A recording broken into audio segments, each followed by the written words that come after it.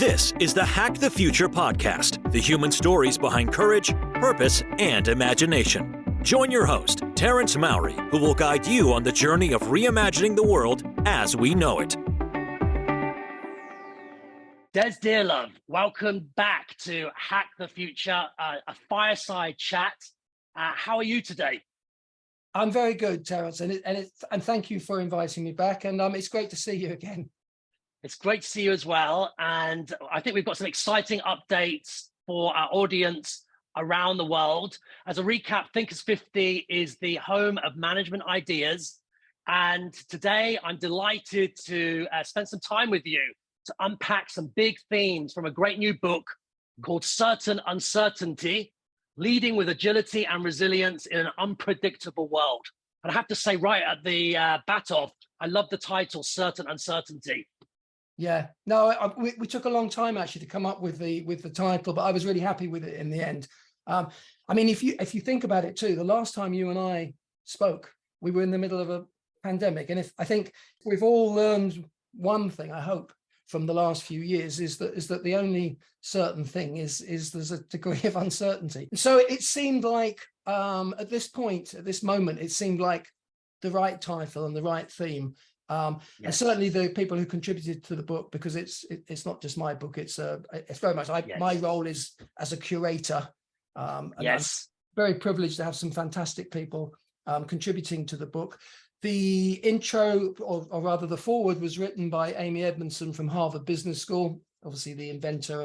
I do believe there's a fantastic contribution from a certain Terence Mauri as well. So yeah, in the spirit of transparency, it's true. I wrote a chapter as well called "Leading from the Future, Not the Past," and really this idea of why now is the time to reframe volatility as a tailwind and start pivoting to the future. And I think this title captures the zeitgeist. It seems like job titles are being disrupted at the moment as well. I recently came across at the Department of Trade a job title. It was a vacancy actually, Head of Uncertainty and Scenarios. Fantastic. But that could be any one of us, really. That's everyone, I think. But it's interesting. They've given that whole responsibility to one individual. I felt a bit sorry for this. I thought whoever's going to take that's a big expectation. Absolutely. When they open up in a meeting, Head of Uncertainty and Scenarios. Everybody's role now, one of everybody's hats is to have a point of view about uncertainty. And there are so many different new words as well. I know you both, yourself and I, appreciate language. We've come across permacrisis, polycrisis. Any favorites for you? Permacrisis is one actually I mentioned in the introduction because it became it was the kind of one of the dictionaries that has a word of the year. Permacrisis, the fact that we just seem to move from one crisis into the next crisis, which perhaps is still, we're still looking at it is slightly in the wrong way to think that these crises are separate and distinct and that we are rolling connected. Yeah, there's a connected. The metaphor, I was thinking about it this morning actually, and the metaphor I sort of use is that there was a time when I think leaders in particular and CEOs would at least tell the organization that they were building a motorway, an autobahn, and put it on cruise control for 5 years with a 5-year strategy. We are now in a world of, twisty roads. I think the mistake is to think we're going to go back to the motorway. We are driving on a twisty road now. The one thing we know is that we don't know what's around the next corner. It requires different reflexes, sense of agility. And when I first started driving, my father said to me, as you get older, you'll become a more defensive driver. I'm not sure, in other words, you'll anticipate more. And I think I think we need leaders who are both able to not think, oh, here's a crisis, just to see, because, obviously every change, every crisis can be turned into an opportunity. But if you realize you're driving on a twisty road, you don't necessarily know what's around the next corner, but you've got to be alert, you've got to be aware. And then even going further with that, I mean, I was, I used to ride motorcycles. You learn very quickly that you have to actually lean into the corner. Your point is like leaning into the future, which is very much what this you wrote is about. You can't simply assume things are going to stay the same. To think that the crises, if we want to call them crises or opportunities, are going to sort of slow down. They're not. It's overlapping, it's multiplying, and it resonates with me, this idea that yes, it's about technology and trends, but it's more than that. It's about choices, it's about consequences, and we shouldn't waste one of the biggest reframing moments of the time. And it reminds me of that saying from the late Peter Drucker, who said that the biggest risk is not turbulence itself, it's acting with yesterday's logic and yesterday's mindsets. Yeah, no, absolutely. I mean, another quote, and I was thinking of this morning, that I used in the intro to the book, is from the late great C.K. Prahalad. And the last time I met CK, he said, I've written it down here actually, he said, leadership is not an extrapolation of the current situation into the future, but imagining the future. You cannot lead unless you are future oriented. Leadership is about change, and leadership is about hope. You also mentioned Charles Dickens. I love this opening quote of, the tale of two cities, the best of times, the worst of times, and expand on that metaphor.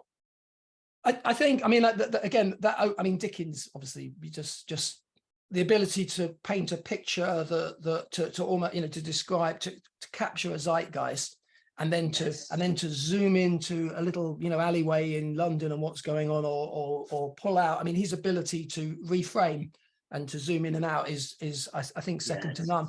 But I love that opening because, what he's saying is, it was the best times, it was the worst of times, it was all going to hell. It was, it felt like during the pandemic at times, more so when the hope came back, as we came out, it suddenly felt to me like a great opportunity to reframe. When I'm working with clients around the world, and when I'm having conversations with them, that many are trapped between the certainties of the past and the possibilities of the future, this kind of age of liminality.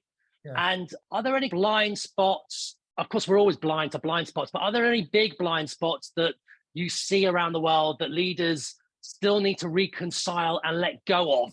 I mean, I'll give you an example of what I've seen. I saw Shopify have introduced a meeting budget planner because they're wasting hundreds of millions of dollars a year on bad meetings. They've introduced this calculator that can calculate the cost of that meeting. Number of meetings have dropped significantly. And so they're using this liminality as an opportunity to step up in terms of bold moves and meeting the future with courage. Are there any other blind spots or things that we need to unlearn? Yeah, I think, and I think this is probably more, well, I know it's more of a Western issue. So there's two things that come to mind. One is the tendency, not just organizations and not just businesses, but in the West, to be very binary in our thinking. Something's good or it's bad.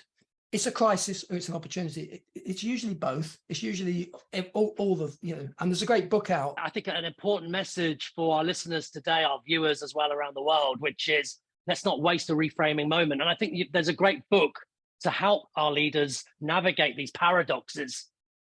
Yeah, I think, as I say, the binary issue, I think there's a great book, I've actually got a copy here, both and thinking. It's not either or, and it's not good or bad. And I think that's one of the traps that leadership can fall into. We can all fall into, human beings can fall into. Let's not forget that leaders are human beings, or at least we hope they are. The other big area, which is in the Certain Uncertainty book, Megan Rates from Halt Business School writes about voices of difference. Voices of difference, dialogue. We must learn to be better at dialogue, and leaders, I think, are still guilty of not understanding the shadow they cast. It's not a question of being courageous and speaking up and speaking truth to power. Leaders have got to allow the space to have the dialogue, and that comes from them, I think. Most people don't realize how intimidating they are, or as I say, what a big shadow they cast. And I think that's another thing that applies to. I really can see that as well. It happens in the boardroom. It happens at every level. Yeah. I had a fireside chat with Professor Amy Edmondson recently as well. And of course, all her work on psychological safety, she said something that rang so true, which is speak up, play to win, silence, play to lose. Yeah, no, absolutely. If there are still, and hopefully there aren't, any leaders out there who think they've got all the answers, I mean, hopefully this last few years, if nothing else, taught them that they haven't.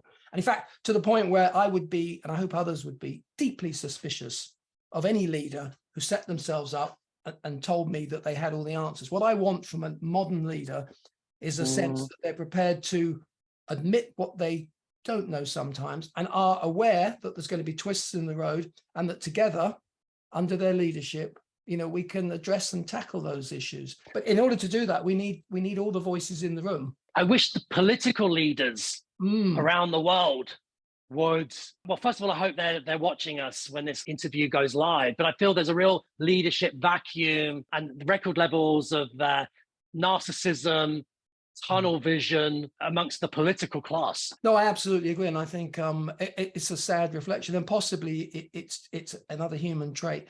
In times of frightened, when people get frightened, we go binary. We want simple answers. And so leaders, the populist leaders, and I'm sure we can both think of a couple at least, appeal to a certain group of people, because it's like a cognitive shortcut. Absolutely. It's like, it's like a parental figure. I know, I give you assurance, even though they're driving, in my twisty road, mountain road example, they're going to drive off the edge of the cliff. That's the reality, because they're not reacting to what's happening around, and they're bringing old assumptions into a new situation. I think a smart leader is someone who recognizes that they have blind spots. As you say, it's very difficult to know our own blind spots, but just even an awareness that we all have them, and that humility. Absolutely, and perhaps help us find our blind spots and alert us to some of the things that we don't necessarily see. What you've been talking about has reminded me of a recent story in Netherlands of a company that has done something that sounds very counterintuitive. We have so much hype and hysteria about automation, and this is a company called Jumbo. They're a large supermarket, and we know that automation is not going away. The story's still being written about AI. Will it be an enabler, an enforcer, some type of AI golem mining us of our humanity? But what Jumbo discovered in a very counterintuitive way, and it comes back to the book you mentioned, it comes back to rejecting false constraints. They discovered that a large demographic in the Netherlands, alongside the rest of Europe, is an aging population, seniors. And what they wanted in supermarkets was to talk to people, to talk to the cashiers. What Jumbo did went against the consultant's recommendation. They reintroduced human cashiers. And what happened when they did that at scale was that transactions went up in a significant way, bottom line went up. We're talking billions of euros. And now one of their strategic pivots is to actually have more human-led cashiers. That goes against the grain of every single consultant on the planet right now. So this idea of humility, being counterintuitive, and being open to possibility is a big deal. Yeah, no, because what happens when two people, you start having a conversation, there is, I mean, I'd like to think that if the 20th century was all about efficiency, which it seems to have been, that the 21st century might be about, and obviously the AI and all that stuff is pointing us to ever more towards efficiency. But the flip side of that is efficiency, it doesn't necessarily correlate with humanity, and it doesn't leave opportunities for serendipity and innovation. And I was lucky enough to spend a couple of days with Reed Hastings, the founder of Netflix, and that was one of his big things about Netflix is in a creative organization in particular. Reed was saying, it's a trade-off. If you go for efficiency, you will not get the innovation or the creativity. So you've got to think differently in the 21st century. It's very hard to reset a machine, and that's the analogy, of course, the machine analogy of 20th century. Reed and lots of other people prefer now a kind of a more organic metaphor for business. It's almost like it's more of the biology of business or the biology of leadership. No, absolutely. Yes. But when you've got one of those machines and it's programmed for efficiency, it's very, very efficient at doing what it does. It doesn't allow for adaptation or for innovation. They're just not. It's a very good machine. The Netherlands too reminded me of, I think it was, I'm sure it was in the Netherlands. They did an experiment with one of those crazy, complicated roundabout systems. Do you know this? They took away all the signs. And what happened, you'd think it would be chaos, right? What happened was, instead of the drivers, basically the number of accidents went down. So that's intuitive. And the reasoning was, people started thinking for themselves. instead of looking at the signs and just following where the signs went, they actually drove, like as self kind of observation. And I have used that as a metaphor for leadership. Sometimes trust the people to make their own decisions. I mean, you don't need to be, because again, back to what we were talking about before, all the time there's a leader saying, I've got all the answers. People don't necessarily think for themselves. What are some of the other big kind of takeaways or insights from the book? Some of the people in the Thinkers50 community want to get their ideas out there faster. Unfortunately, one of the industries which hasn't sped up as much as others is traditional publishing. It can take, as you well know, it can take a couple of years. Even that's even allowing for the whatever research goes before that. And you've got this great idea or insight or story, and then by the time it gets out, it's like mainstream. Everybody's heard of it. Yeah. Oh, the world's so depressing. It's like really depressing. I mean, I felt for those people who got books coming out just as the pandemic hit, because literally it was like, there's a pre-pandemic world and there's a post-pandemic world. And if you happen to... It's completely opposite. Yeah. The smart ones held their books back and wrote another chapter, or finessed it in some way. So we spoke to Wiley, who are a very traditional publisher. And I was explaining this to them, saying a lot of people come to talk to me and Stuart and say, we'd love to get our ideas out quicker. I said, is there an accelerated, publishing model we could find? And to be fair, they've done this really quickly. What I love about it is it's a diversity of perspective. Thinkers50 community, yourself and some other fantastic thinkers. We give them a theme, certain uncertainty.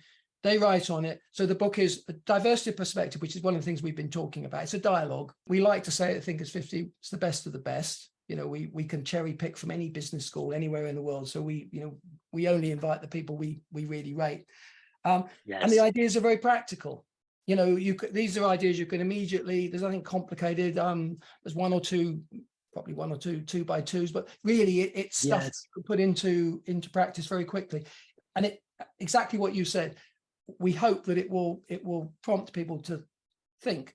I'm sure there are pieces that possibly contradict each other, but it's the and both point. There's a great piece by Andrew Winston, who wrote the book Net Positive. Paul Polman, who was the CEO of Unilever when Unilever was trying really hard to get into the whole, really become a sustainable company. Paul was trying to break away from the quarterly reporting, the short term. Sort of myopic.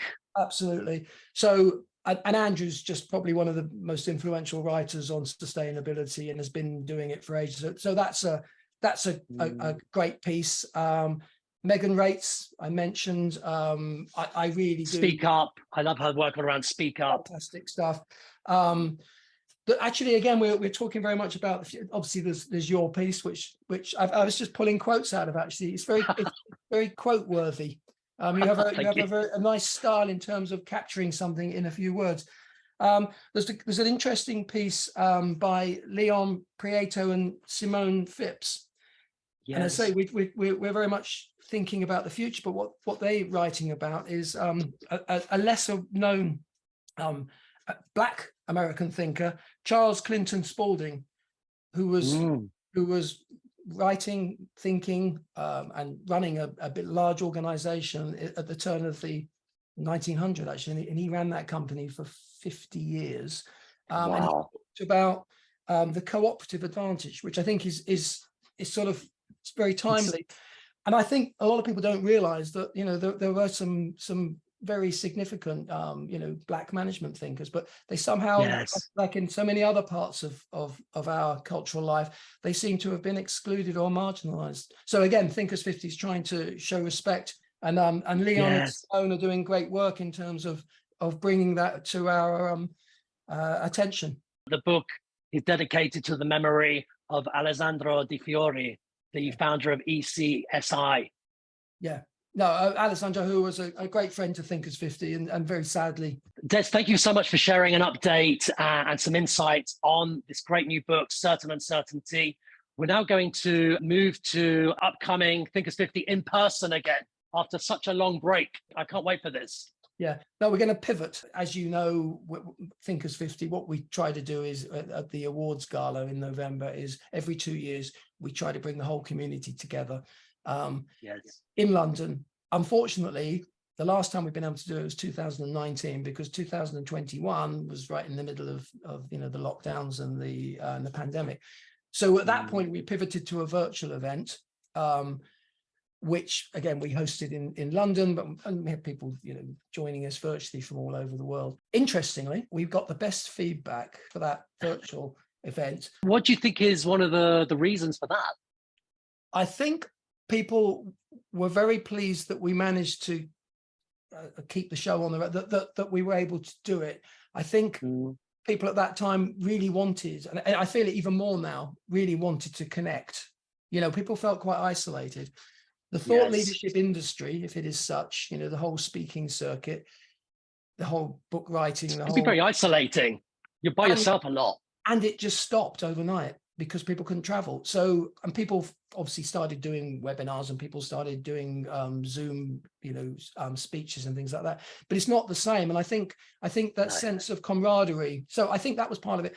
Community, camaraderie. I'd like to think we perhaps did a better job of the curation piece.